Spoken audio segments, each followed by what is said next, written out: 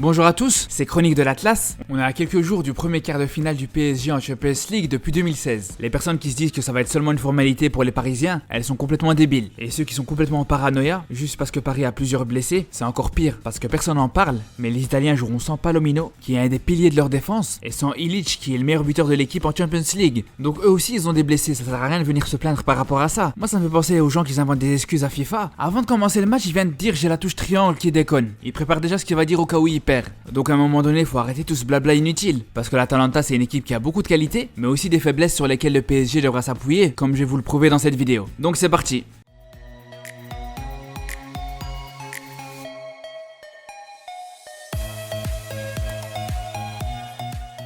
Vous savez tous que la force principale de l'Atalanta, c'est la qualité et l'intensité de leur pressing. Ce qu'il faut savoir avec ce club, c'est que c'est pas le genre d'équipe à avoir des grosses séquences de possession. Même si c'est pas non plus le genre à se projeter hyper rapidement vers l'avant dès qu'il récupère le ballon. Mais pourtant, même si c'est pas une équipe qui aura tendance à confisquer la balle à l'adversaire en proposant des longues séries de passes courtes, ça n'empêche pas que l'Atalanta est complètement obsédé par le ballon. Dès qu'ils perdent le ballon, cette équipe va faire pour le récupérer le plus rapidement possible. Quitte même à prendre des risques et quitte à ce que ça demande beaucoup d'énergie. Tout le jeu de l'Atalanta, il est basé sur ça. Juste pour que vous vous rendez compte, des fois quand l'Atalanta a pas le ballon, ils vont avoir tendance à se retrouver jusqu'à 5 joueurs sur 2 ou 3 mètres juste pour mettre un maximum de pression sur l'adversaire et pour mettre toutes les chances de leur côté pour récupérer cette balle. Je sais pas si vous imaginez, mais c'est la moitié de l'équipe qui est sur la même zone pour essayer de récupérer le ballon, c'est énorme. On dirait nous quand on jouait au foot dans la cour de l'école, t'avais tous les joueurs qui étaient rassemblés autour du ballon. Après attention, c'est vrai que ça fait un petit peu cours d'école à première vue, mais il faut quand même se rendre compte que malgré les apparences, ça reste une organisation qui est très structurée. On va toujours avoir la défense qui va se réorganiser. Si par exemple on a 2 défenseurs qui montent pour presser au milieu de terrain, t'auras un des 3 défenseurs centraux qui va rester dans l'axe et les 2 latéraux qui vont resserrer pour pas être complètement découvert en cas d'échec de ce pressing. D'ailleurs, si j'ai pris l'exemple des défenseurs centraux qui dézonent, c'est pas par hasard, parce que c'est un truc de fou de voir toutes les fois dans cette équipe où tu vas avoir un des 3 centraux qui va se retrouver plus haut sur le terrain. C'est vraiment quelque chose de particulier, on le voit rarement ailleurs. Et pour le coup, on va avoir un des 3 centraux qui va monter pour le pressing, comme on vient d'en parler, mais on peut aussi voir ça dans les duels aériens. Quand t'as un ballon qui vient du camp adverse, tu vas souvent voir un des joueurs de la charnière centrale qui va monter pour jouer le duel contre un des milieux adverses. Comme vous voyez encore une fois, on est vraiment dans cette optique de vouloir récupérer le ballon haut et rapidement. Et c'est pas seulement pour défendre que les défenseurs centraux auront tendance à quitter leur poste, mais quand l'équipe a le ballon aussi, tu pourras souvent trouver un des joueurs du trio qui va monter pour apporter son aide à la construction. C'est quelque chose que Dimisti adore faire, soit en allant sur le côté pour proposer des solutions à gauche, soit en prenant le couloir intérieur pour demander des ballons dans les espaces et participer pleinement aux offensives de son équipe comme un milieu de terrain. Et ça permet vraiment d'apporter de la variété et des solutions en plus. C'est pour ça que le milieu du PSG doit vraiment rester compact, parce qu'ils auront souvent tendance à se retrouver en infériorité numérique au milieu de terrain, et s'ils sont pas suffisamment solides, ils pourront être très vite mis en difficulté. Surtout que comme vous en doutez, là on parle pas du seul atout offensif de l'Atalanta. Et justement offensivement pour moi, les 3 joueurs les plus importants c'est Gomez, Zapata et Illich. Après vu qu'il devrait pas jouer contre le PSG, ça sert à rien que je parle d'Illich dans cette vidéo. Mais pour ce qui est de Zapata par exemple, il faut savoir que c'est l'attaquant qui va faire très peu d'appels dans la profondeur, dans le dos de la défense adverse. C'est un joueur qui a pas la vitesse et la technique pour se permettre d'avoir ce style de jeu vertical. Par contre il a l'avantage d'être un très bon point de fixation au corps des défenseurs adverses, à tel point qu'à n'importe quel moment tu peux lui passer le ballon, t'es quasiment sûr qu'il la perdra pas. Il a vraiment une facilité de jouer dos au jeu avec son corps, c'est incroyable. Et pas besoin d'insister à quel point ça peut être utile. Tu vas lui passer le ballon, il va attirer la défense adverse sans même perdre ce ballon, et quand il va te le rendre, il t'aura créé un espace pour pouvoir jouer vers l'avant. Mais attention, on va pas dire que Zapata c'est qu'un simple point d'appui. Il faut savoir qu'il a aussi des grandes qualités de finisseur. Tu peux être sûr qu'il sera toujours présent dans la surface adverse s'il y a un ballon qui traîne, que ce soit au sol ou dans les airs. Parce que pour le coup, il a aussi un très bon jeu de tête. Et quand on rajoute à ça sa très bonne qualité de frappe de loin, on se rend vite compte que si l'Atalanta est la meilleure attaque d'Europe